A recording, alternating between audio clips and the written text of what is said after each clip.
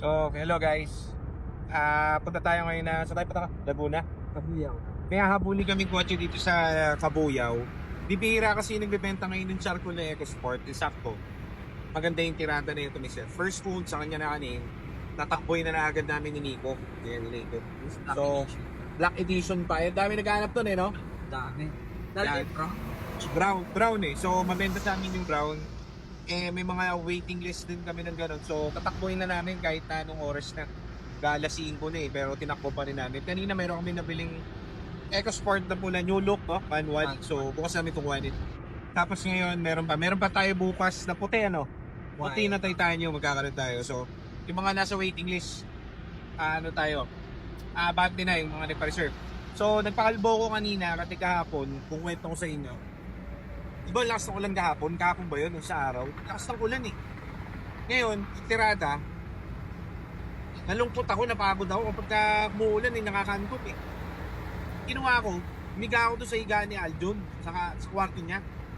Humiga akong gano'n, no? Meme ako, nag-meme. Ngayon, natataka ako, siguro after 3 hours, nagkaroon ng parang tigyawat yung likod ng ulo ko.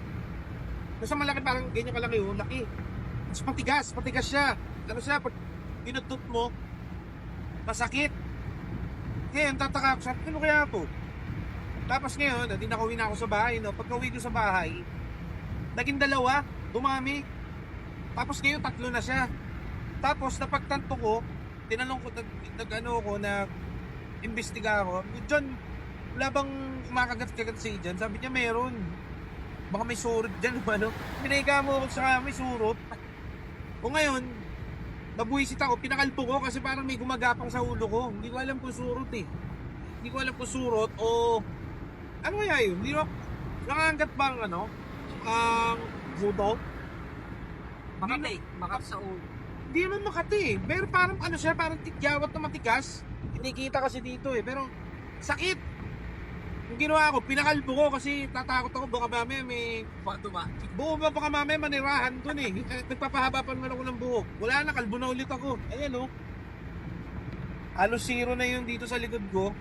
Maliwalas naman. Sana nakuha yung yung kumakagat sa akin. Pero tingin ko dun eh, no? Wala naman akong yun lang ang ginawa ko. Humiga ako dun sa kama ni Adrian eh. John, maglinis ka ng kama mo ha.